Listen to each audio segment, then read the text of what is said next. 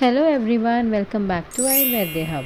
This is the first video for रसशास्त्र and भैषज्य कल्पना सब्जेक्ट बिकॉज ये पॉइंट इस हमारे सब्जेक्ट में ही गिवन है।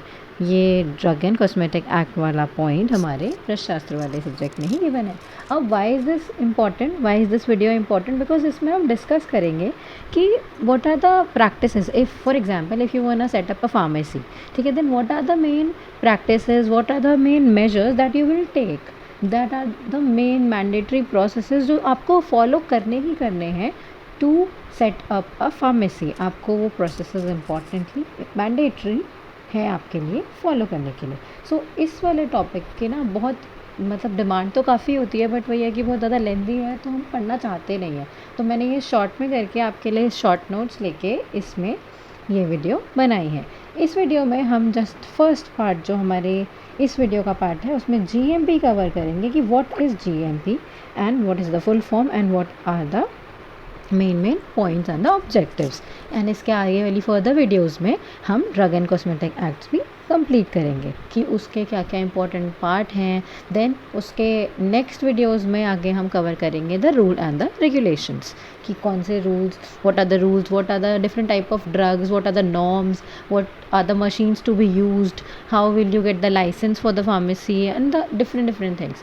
सो स्टार्टिंग विद द जीएमपी, ठीक है। सो उससे पहले we will see this point in our syllabus, that is this is the 14th point in our रसशास्त्र एंड भैषज्य कल्पना syllabus, that is GMP and regulatory aspect of Ayurvedic drugs. ठीक है, तो जीएमपी हम देखेंगे। अब मैं आपको बुक के बारे में बताती हूँ। This will be your book. आपकी बुक का नेम होगा drug and cosmetic acts, cosmetics act 1940 you will get और 1945 एनी वन। ठीक है, आप इन दोनों में से कोई भी बुक ले सकते हो। That will be a yellow coloured book and it will be like this, ऐसे सी ये बुक होगी एंड आप उसको लेके नहीं, but yes you can download the PDF and उससे आप पढ़ सकते हो अगर आपको ये कम्प्लीटली पढ़ना है। बट येस इफ अगर आपको ये शॉर्ट नोट्स से पढ़ना है देन डेफिनेटली आप मेरे नोट से भी पढ़ सकते हो।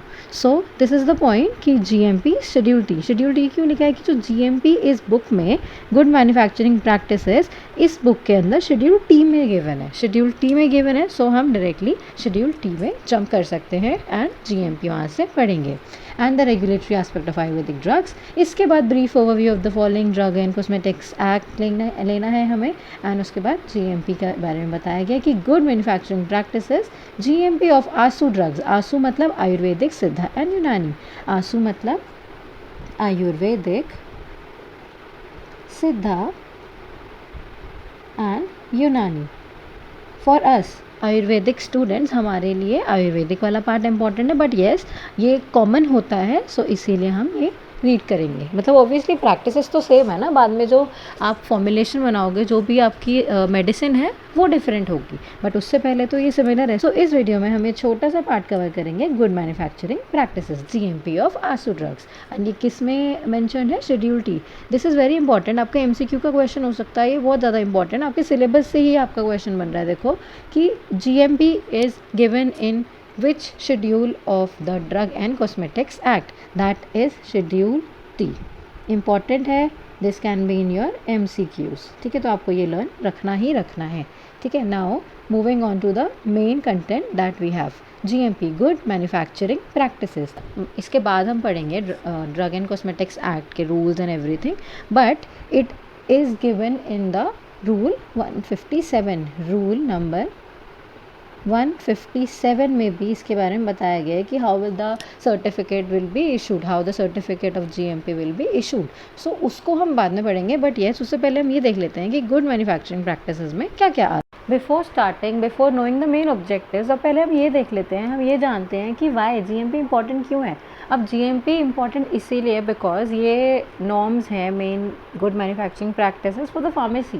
एंड फार्मेसी में आपकी मेडिसिन बनेगी, आपका ड्रग बनेगा। सो the medicine procedure, the make production of medicine, manufacture of your drugs is mainly dependent on the pharmacies की pharmacy में आपका drug manufacture होगा। तो अगर वहाँ की जो भी आपकी machines used है, आपका raw material used है, वो अच्छा होगा तो your outcome, your drug will be of the best quality।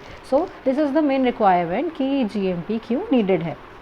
Now what are the main objectives, like जो ये मैंने लिखा है, जो ये बुक में मैंशनड है, this all is taken from your book only because इसकी language can not be change, it can be like shorted but yes इसको आपको चेंज नहीं करना है, आप अपनी लैंग्वेज में लिख सकते हो बट उसका मीनिंग वही आना चाहिए, जो कीवर्ड्स हैं, की टर्म्स यूज्ड हैं, आप उनको यूज़ ज़रूर करना, ठीक है। So these are the objectives, ठीक है। अब ऑब्वियसली आपने अपनी द्रव्य गुण में पढ़ा होगा या फिर आपने APIs देखी होंगी, अपार्ट फ्रॉम API वॉल्यूम 7 और API 1 वॉल्यूम 7, उसको छोड़ के आपने जो बाकी APIs देखी होंगी उसमें आपने देखा होगा देयर इज़ अ फॉर्मेट कि सारे ड्रग्स का, लाइक जो प्लांट ड्रग्स हैं, सारे प्लांट्स का एक फॉर्मेट गिवन है कि उसमें आपको प्लांट के बारे में पढ़ना है, एनी प्लांट, एंड उसकी आइडेंटिटी, प्योरिटी एंड स्ट्रेंथ के बारे में दे रखा है। What are the 3 terms? Identity, purity and strength, उसके बारे में बता रखा है। अगर आप API any volume if you see then आप उसकी आइडेंटिटी, प्योरिटी और स्ट्रेंथ के बारे में आपको देखना होगा, ठीक है। सो उसमें वो गिवन है, आप देखोगे क्या, आप उसी पैटर्न में गिवन है, आइडेंटिटी, प्योरिटी एंड स्ट्रेंथ उन ड्रग्स के बारे में ऐसे गिवन है। सो इसमें भी जो इसका फर्स्ट ऑब्जेक्टिव है that is raw materials used in manufacture of drugs are authentic, they should be authentic, मतलब जो whatever the drug is, whatever the raw material is, you have to take it properly, अच्छे से वही आपको part use करना है और authentic source से यूज़ करना है। ऐसे नहीं कि आप कहीं से भी एडल्ट्रेंट कुछ भी उठा के लाए, ऑथेंटिक सोर्स होनी। ऐसे नहीं होता है कि आप जैसे आपको किसी ने बता दिया कि लाइक आपको ये ले लो, हाँ हाँ ये तो बहुत अच्छा ड्रग है, ऐसे नहीं लेना, उसकी ऑथेंटिक सोर्स होनी चाहिए, बहुत ट्रस्टेड सोर्स, आइडेंटिटी उसकी बिल्कुल ठीक होनी चाहिए, मतलब you have to identify it, you have to identify it properly कि वो ऑथेंटिक सोर्स से ही है। It should be of prescribed quality, उसकी क्वालिटी जो बोली गई है, मतलब अगर उसमें कहा गया है कि ऐसी गंध, ऐसा वर्ण उसका है, तो उस ड्रग में, उस ड्रग के रॉ मटेरियल में वैसा भी होना चाहिए। उसका प्योरिटी, उसकी प्योरिटी बहुत ज़्यादा, मतलब मेन एस्पेक्ट्स, मैंने आपको API का एग्जांपल क्यों दिया आइडेंटिटी, प्योरिटी एंड स्ट्रेंथ का, बिकॉज ये मेन एस्पेक्ट्स हैं जो आपके रॉ मटेरियल में होने ही चाहिए, ठीक है। And it should be free from contamination, और उसमें कोई भी कंटामिनेशन नहीं होनी चाहिए, अल्ट्रेशन भी नहीं होनी चाहिए। तो द फर्स्ट थिंग, जो फर्स्ट रूल है उसमें हमने क्या देखा, the raw materials used in manufacture of drugs are authentic, of prescribed quality and are free from contamination. These are the main 3 points. मतलब ये terms आपको अपने, if आपका GMP in 5 मार्क आता है, it can be in 5 marks, okay? मैं लिख देती हूँ 5 मार्क में आ सकता है, उससे ज़्यादा I don't think GMP पूछा जाएगा, because इसमें सिर्फ 3 main points हैं, not these 3 authentic, prescribed quality and free from contamination, but yes the other 3 points, ठीक है, कि किसको ये needed है and इसमें क्या क्या included होगा। आपके अगर पेपर में, अगर एग्ज़ाम में आपको ये क्वेश्चन आता है GMP, तो you have to use these terms की ऑथेंटिक होना चाहिए, ओके, ऑफ प्रिस्क्राइब क्वालिटी होना चाहिए, and it should be free from contamination, okay.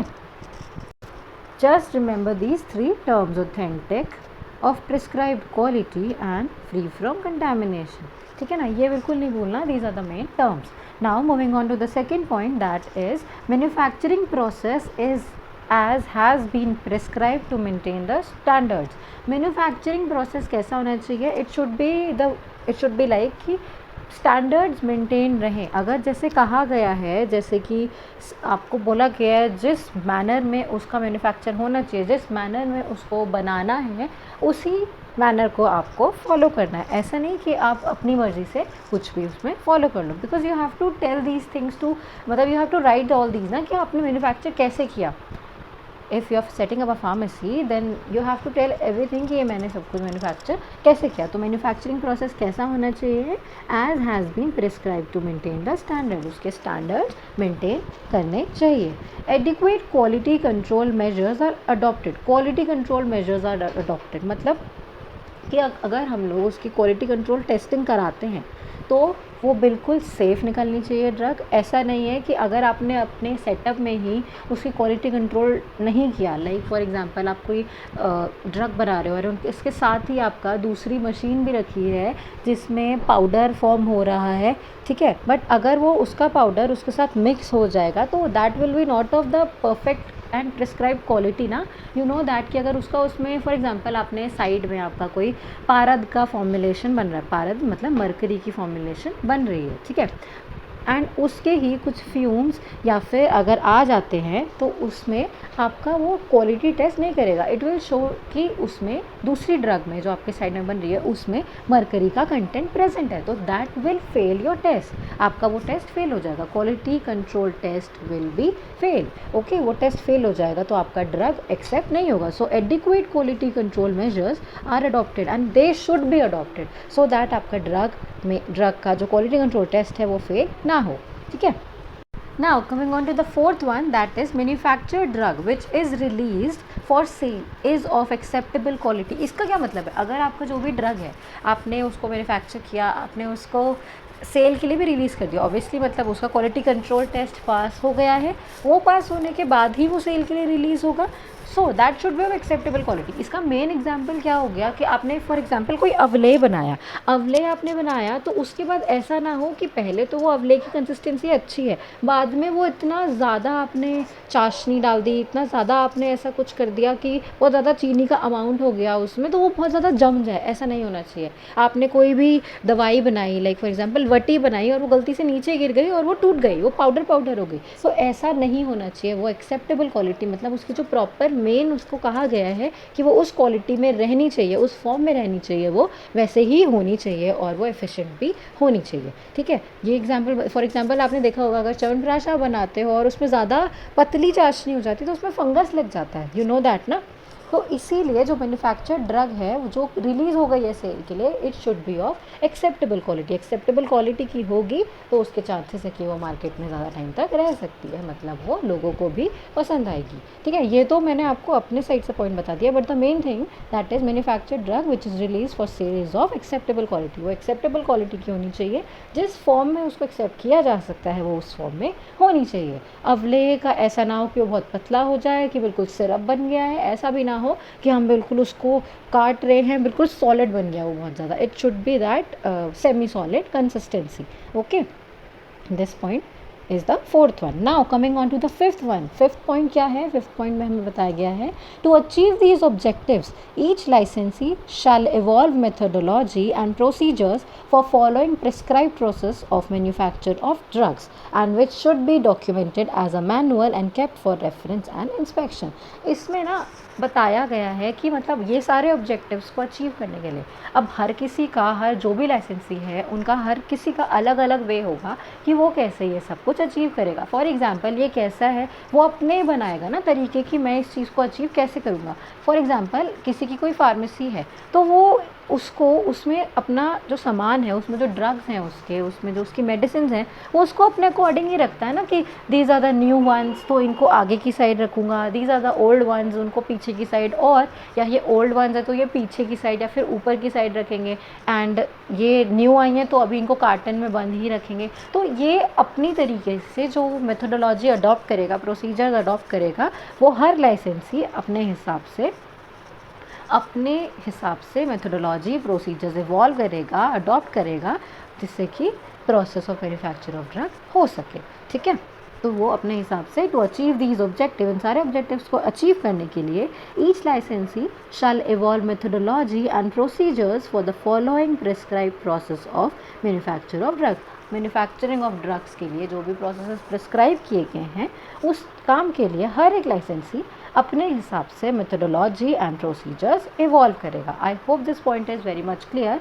And also इसमें ये पार्ट भी है, and which should be documented as a manual and kept for reference and inspection. अब ऐसा नहीं है कि उसने अपने हिसाब से रख दिया तो दैट इज़ ओके कि हाँ मुझे तो पता है मैंने तो ऐसे रखा है.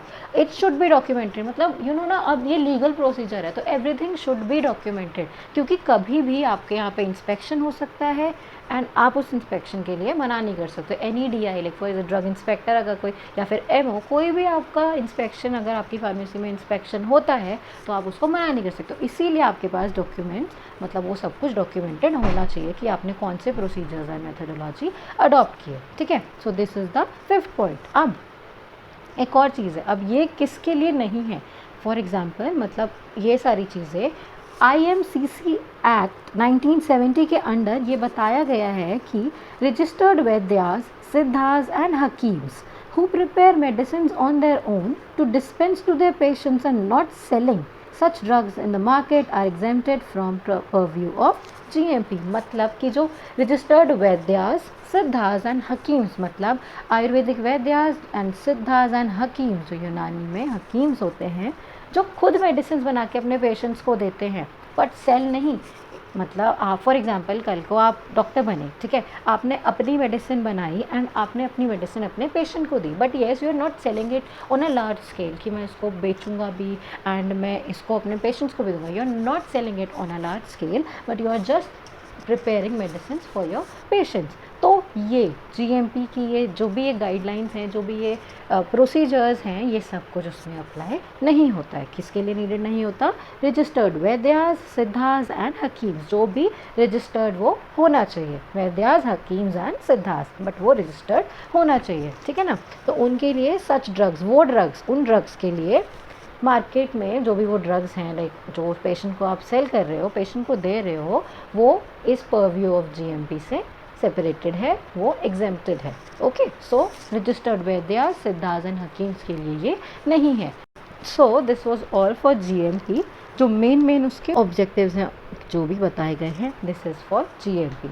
अब इसके 2 पार्ट्स हैं, there is part 1 and part 2। Part 1 में आपको बताया गया है what are the main requirements, like for example आपके फैक्ट्री प्रेमिसेस, आपकी जनरल रिक्वायरमेंट्स कैसी होगी, लोकेशन कैसी होगी आपकी फार्मेसी की, आपकी बिल्डिंग कैसी होगी, stores, water supply, disposable of waste, containers and raw material and everything, जो भी आपका है, working space, health, clothing, workers, ये सब आपको पार्ट 1 में बताया गया है। एंड पार्ट 2 में यू हैव बीन टोल्ड कि जितना भी मशीनरी, इक्विपमेंट जो भी यूज़ हुआ है फॉर मेकिंग एनीथिंग, या फिर कितना एरिया उस चीज़ के लिए यूज़ हो सकता है, कितना एरिया उस चीज़ के लिए मैंडेटरी है, तो ये सब कुछ पार्ट 2 में बताया गया है। So there is part 1 and part 2, ठीक है। तो इसमें हमारा जनरल रिक्वायरमेंट्स बताई गई हैं एंड इसमें area, minimum space, the machineries for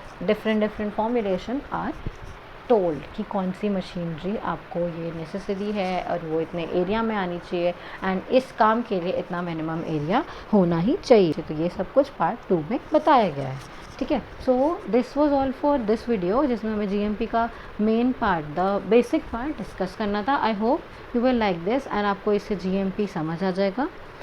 इसमें बहुत ज़्यादा इंपॉर्टेंट क्या है आपको लर्न करना कि MCQ में आपका आ सकता है कि GMP is described in which schedule, it is schedule T, ठीक है। It is asked in MCQs, ठीक है ना, MCQs में ये पूछा जा सकता है। तो GMP is described in schedule T, ठीक है।